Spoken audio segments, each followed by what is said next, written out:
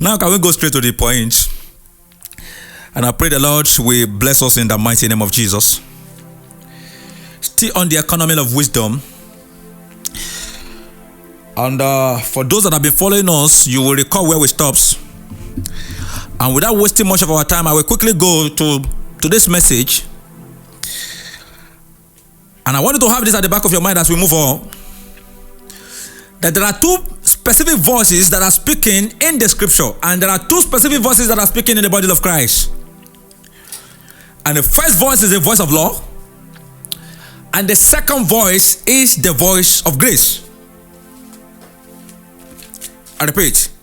Two specific voices that are speaking in the body of Christ. And there are two specific voices that are speaking from the scripture or in the scripture. The first one is the voice of grace. And the second one is the voice of the law. And the Bible said in the book of Romans chapter 3 verses 19 that everything that the law is saying it to those that are under the law. Romans 3:19 that everything that the law is saying it to those that are under the law. And the Bible now said that we are no longer under the law, which simply means everything that the law is saying is not saying it to us. So, but once you are still under the law, everything the law is saying it to you. But the moment you are no longer under the law, according to what the scripture has said concerning us, that we are no longer under the law, but under the grace. And the moment you are not under the grace, you need to begin to listen to the voice of the grace. So two specific voices speaking to people in the body of Christ, two specific voices speaking to those who have decided to obey the word of God. So you must learn to understand if your mind has been structured to listen to the voice of the law, or your mind has been structured to listen to the voice of grace. You can study the same Bible and the voice you are listening to is going to be the voice of the law. And you can also study the same Bible and the voice you are listening to is going to be the voice of the grace. So it depends on your spiritual maturity, it depends on your spiritual posture, and it depends on your spiritual understanding. So that's why two people can study the same scripture and they will come out with different understanding, come out with different interpretation. It's simply because the first man, it is the voice of the Lord that is speaking to him from the Bible. The second man, it is the voice of the grace that is speaking to him in the Bible. Somebody was asking me of recent. He said, why are people bringing out different interpretation from the scripture? The answer is simply because men are listening to different voices in the Bible. The first one, they are listening to the voice of the law. The second set of people, they are listening to the voice of grace. Men are listening to two different kind of teachers in the body of Christ. The first teacher are the teacher of the law, and the second teacher are the teacher of grace. So if you are under the law, you listen to teacher who are teacher of the law, and if you are under the grace, you listen to teacher who are teacher of the grace. So, and we advise you to come out of the law, because it will never save you. It will never save you. And one of the problems we have in the body of Christ is simply because indeed we are saved. The foundation of the body of Christ is very tremendous and very okay. But the structural system that was built upon that foundation is very erroneous and very heretic. Because the pattern through which we are saved should be the pattern through which everything we need will be given. If our salvation comes by faith, your prosperity is designed to come by faith. If your salvation comes by faith, your holiness is designed to come by faith. If your salvation comes by faith, your righteousness is designed to come by faith. If your salvation comes by faith, power of the Holy Spirit is designed to come by faith. If your salvation comes by faith, everything pertaining to life and godliness has been designed by God to come by faith. But the misunderstanding, the errors that many people now establish in the body of Christ is that they receive salvation by faith, but they try to receive every other thing by law.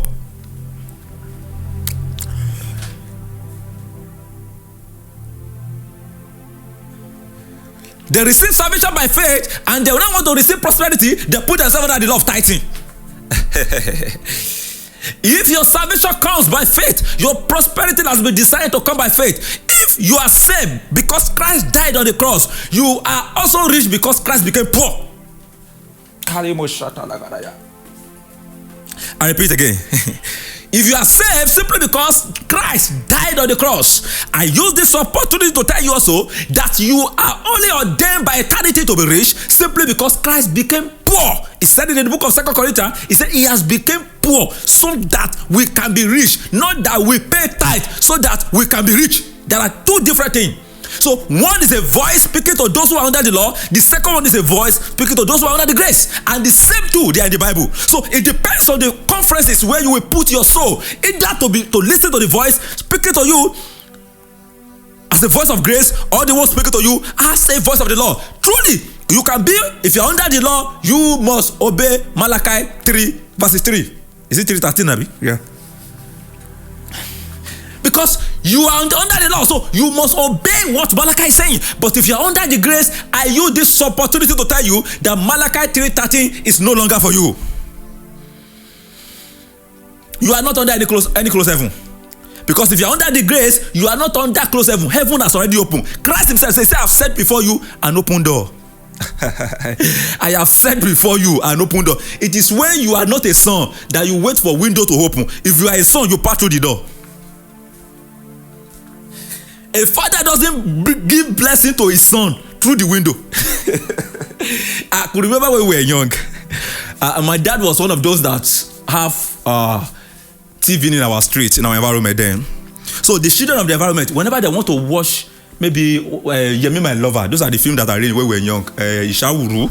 So they will now stay through the window. I will now open window for them. So they will be watching Ishawuru through the window. Why? They are not sons.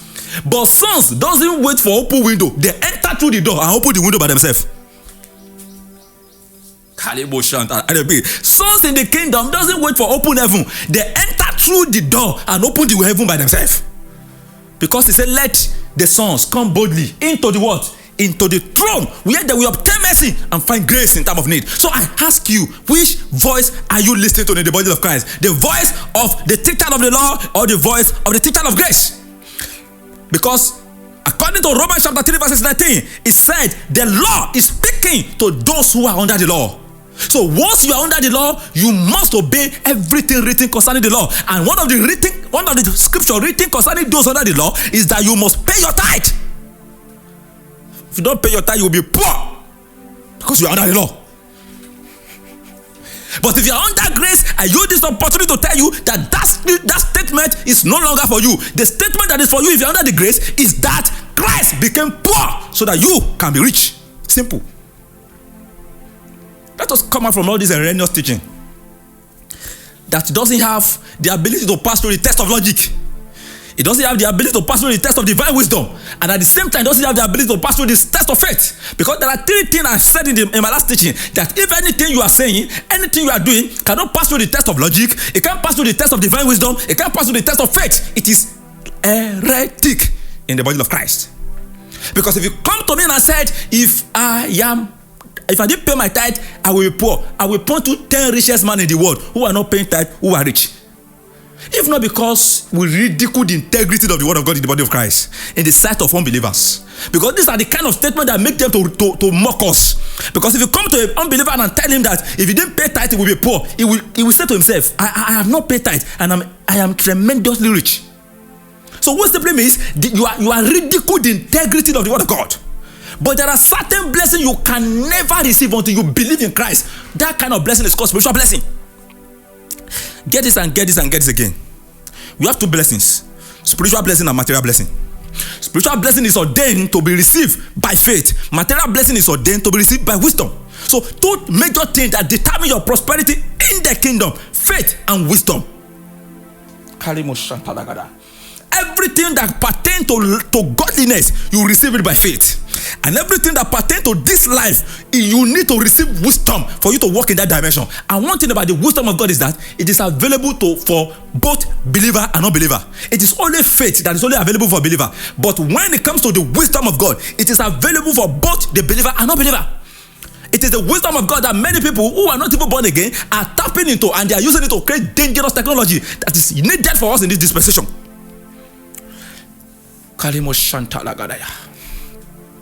Even though they didn't acknowledge God, that is the source of it, but the fact is that God is the giver of it. So when it comes to material blessing, the only difference between us and unbeliever is that we acknowledge that God is the source, but unbeliever doesn't acknowledge that God is the source. But the fact is that God is the one providing for both believer and unbeliever. Because when it comes to material blessing, hear this and hear this again. God doesn't bless you because you are son. He bless you because you are his people. Material blessing is a rain that fall upon the roof of the righteous and the unrighteous. That is, you don't need to be born again to be materially rich. You only need to be born on earth.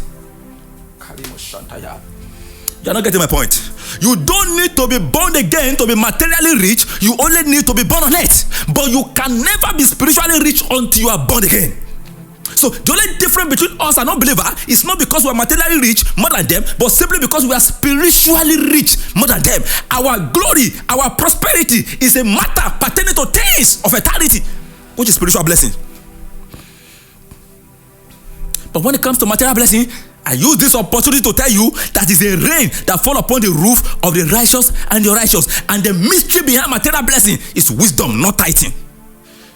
Africa is tithing, they lack wisdom, that's why we're poor.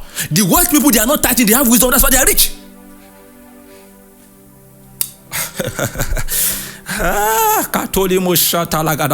If not because we are, Africa is loaded with the crown of ignorance. Permit you to use that language. If not because, can you go to UK and begin to tell somebody who's living in UK where there are enough systems that is working that if he didn't pay tax he will be poor? What kind of a erroneous teaching is that? Can you go to USA where the system is working effectively and say that if somebody not pay tax he will be poor? But because Africa is ignorance too, we are riding upon the horse of the ignorance of people. There are predicaments, so they don't have option. So you can brainwash them easily. But the time has gone. So that's why I ask you, which voice are you listening to? The voice of grace or the voice of the law? If you are listening to the voice of grace, two things determines your prosperity. One thing determines your spiritual prosperity, and one thing determines your material prosperity. What determines your spiritual prosperity is faith, and what determines your material prosperity is wisdom. If you can understand the economy of wisdom on this earth, you can never be poor. There is relationship between prosperity and wisdom. So don't ask. God gave him an open check. He said, ask for anything. And the Bible said, Solomon said, give me wisdom, knowledge, and understanding. And God said this, because you ask for this, I will not only give you the wisdom, knowledge, and understanding, I will give you material blessing in addition. This simply because the moment you have wisdom, God can trust you with material blessing because you can know what to use it for. Get this and get this again. The reason why God is not blessing you in the New Testament when it comes to material blessing is simply because of maturity. Inability to manage kingdom resources. God doesn't commit the material blessing into the hand of those that are praying. He commits it into the hand of those that can manage it. I repeat, God doesn't commit material blessing into the hand of those that are praying. He commits it into the hand of those that can manage it. So if God sees you that you are the kind of person that cannot manage material blessing, that cannot use it and multiply it, that cannot replenish, God will not commit it into your hand. Managers are what God are looking for when it comes to material blessing. Faith is what God is looking for when it comes to spiritual blessing. This. Let me say this. Let me shock you. You will see the reason why God is blessing unbelievers more than believers. Just pay attention. You will see the reason.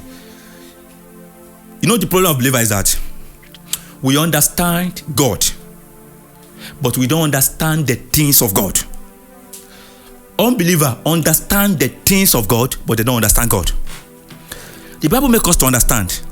He said the earth is of the Lord. He now placed it, he has given the earth to the children of man. He didn't say he has given the earth to the children of God. He said he has given the earth to the children of man. So there are difference between the children of God and the children of man. So what simply means he gave the earth to the creature. That is, he gave the earth to those whom he has created to be the custodian of the earth. Let me ask this question. If your father you have a company as a father, and you have a son who knows you very well but knows nothing about your company, and you have a manager in the company who knows much about the company but didn't know you, whom will you commit that company to his hand? Your sons that know you but knows nothing about your industry, your companies, or your manager that doesn't know you much but knows everything about your industry. You will commit the company into the hands of the person that knows much about the industry, even though he doesn't know you much, because he doesn't want that company to run down. But if you commit that company into the hand of the person, your sons that know you very well, but know nothing about your business, know nothing about your company, know nothing about things you have created, the fact is that he will run that company. So the same thing, God has created the earth. Everything we need to survive on this earth is already on this earth. Share is in the tree. Everything we need to survive, every drug we need to survive in natural sickness is on this earth. But the question is, the children of God, instead of them to begin to make research, they are busy running into dimensions and begin to know mystery of God. We focus only in angelic realm. What is the relation between the angelic realm and your material blessing? We focus only in dimension. We are knowing the mystery of the kingdom of darkness, where we're supposed to begin to make research on how to get some drugs out of leaf. When we begin to make research on how to combine many leaves together and make it a soap, and make it a drugs, and make it a cream, instead of us to begin to enter into the realm of the spirit and begin to search for different dimensions of kingdom knowledge, kingdom wisdom, for us to begin to use it to make relevant things on this planet, on this earth, we left that dimension. We focus on the book of Habakkuk. We begin to argue scripture. So we are busy knowing God, but we did not know the things of God pertaining to this earth. We know the mystery of the kingdom. We don't know the mystery of this earth. And the science didn't know the mystery of the kingdom, but they know the mystery of this earth, and they begin to use things that they understand pertaining to the earth to reproduce things that man needs. Get this and get this again. The body of Christ, we are light of the world indeed, but we are not salt of the earth. Because we are light of the world simply because we can shine into the heart of man and we bring them into Christ. But to be a salt of the earth, you must stand in a position where man cannot survive materially without you. And can I say this? Science and technologies, they are the ones that are sort of the earth. Let science and technologies pack everything you have in your church. The thing that science and crazy, pack them out of your church, whether you will be able to do your worship. Let them remove the drum set, remove this computer, remove the piano, remove everything they've created with their wisdom. And you, with your angelic realm, begin to cut down that angel, whether you will be moved. That is when you will know the efficacy of becoming a sort of this earth. Somebody said wisdom. Kalibo Shataya. Get this, and say this to Africa. Wake up from all this your vision and prayer. It won't help. You will become heavily conscious and become ethnically relevant. With your prayer life, you will be a slave to ungodly men. Because the fact is that highest percentage of believers in the body of Christ, they are frustrated simply because they know much about the things pertaining to godliness. They know nothing about the things pertaining to this life. You will see somebody with all his knowledge of Genesis to Revelation will now be frustrated on how to survive. Somebody loaded with the scripture, at the end of the day will be looking for a job in the company of somebody who doesn't read the Bible. Why? You are busy knowing the things pertaining to spiritual realm. You are entry porters. You are talking about dimensions. You know realms. But when it comes to the things pertaining to this earth, you know nothing. You know nothing. And so, you now expect God to now commit science and technology into your hand?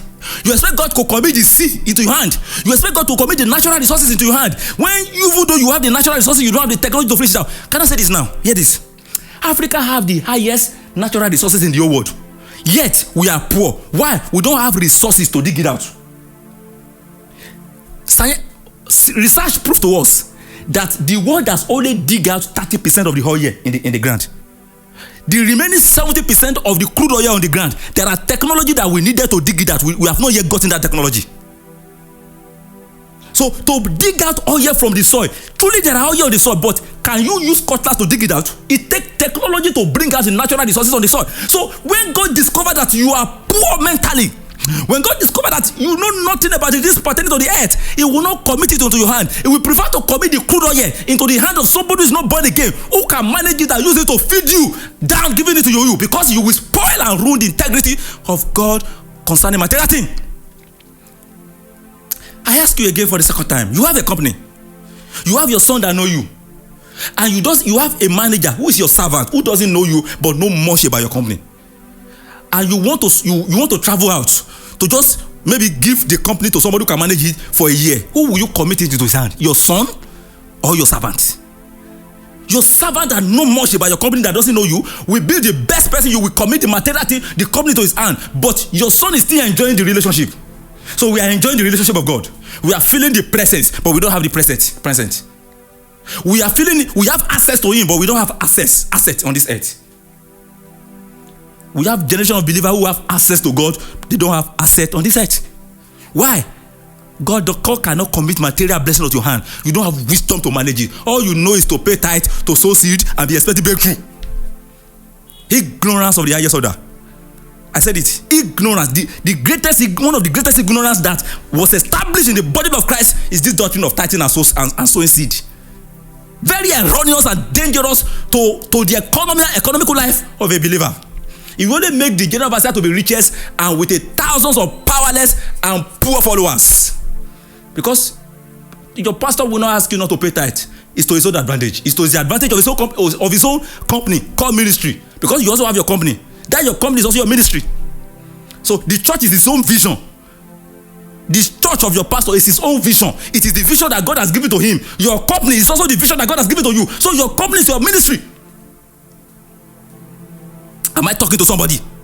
Your business is your ministry. Just as your pastor is the church of your pastor is his own ministry, your business is also your ministry. If I have church today, that church is my ministry. It's the vision of God given to me. Every of my members also have their own ministry. Their business is also their ministry. As long as it is God that commits it unto their hand, it is their ministry. So you to pay tithe to them. I'm talking to you, the pastor. Pay tithe to them. Because it is their ministry. We are too selfish. So extremely selfish. We the men of God. We brainwash a whole generation because of our selfishness. Brainwash a whole generation because of our selfish way of thinking. Because if at time I took time to study the scripture. With all honesty, the New Testament, the scripture is so loud about giving to the needy than tithing. But the body of Christ is so loud about tithing and sowing seed than giving to the needy. A man of God said on recent, he said, if you are giving to the needy and you don't tithe, he said you will become the needy again. I said, what? In this generation? So Bill Gates will become needy again. So the founder of Facebook will become needy again. Who is sowing 99% of his wealth into the less privileged? 99% of his wealth. So you are telling me that he will become needy again? What kind of dangerous ignorance is that can affect a whole generation because of the reputation of that man of God? We think he's speaking the truth? No.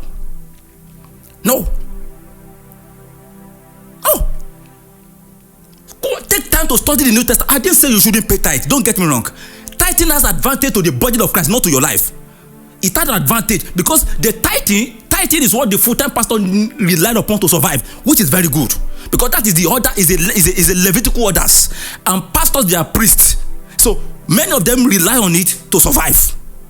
So if you give them that purpose, it is okay. But don't come and tell them that until they tithe, heaven will close. Until they tithe Deborah, if God blesses you, if Deborah enter, Deborah will be rich. Deborah will be rich. If God blesses you and Deborah enter into wealth, that Deborah himself will become rich, because the Bible said, he said we overcome Deborah by the blood of the what? Of the lamb. When death, the highest demon in the kingdom of darkness is death. When he sees the blood, he passes over. Is it Deborah that will see the blood that will not pass over? God bless. When you bless yourself, that Deborah can eat it. Because if you're under the law, you need to work for your own blessing. So Deborah have the right to remove it and eat it if you don't pay your tithe, because you are listening to the voice of the law, because you are under the law. But I say this to you, get out of the law, because we have been ordered to move out. We have been commanded to move out. We are no longer under the law. We are now under the grace of God. So you need to begin to learn how to listen to the voice of grace.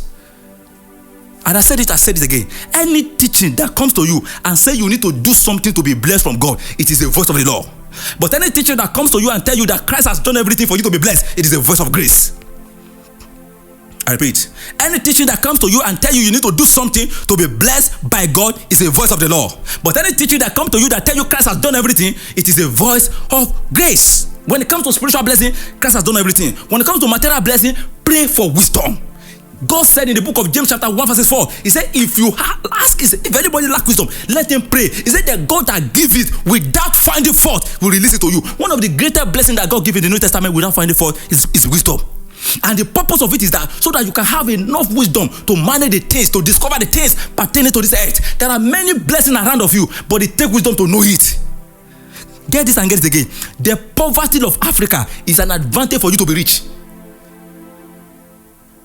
I repeat, anywhere you see problem, there are riches. Anywhere you see problem, there are blessings in that place. But you take wisdom to discover the solution to the problem of man. Because success is the ability to provide solution to the problem of man. When you have the ability to provide solution to the problem of man, you become rich. You become valuable.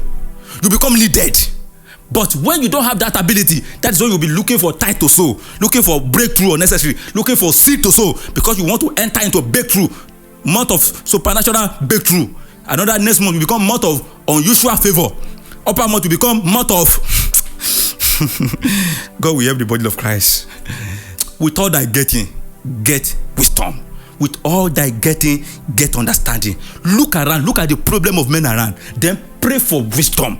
Pray that God will give you wisdom to solve the problem of men. This is how prosperity comes. When it comes to spiritual blessing, it is by faith in the finished work of Christ. Not by your works, not by your righteousness. It is by faith in the finished work of Christ. And I pray God will bless us in the mighty name of Jesus.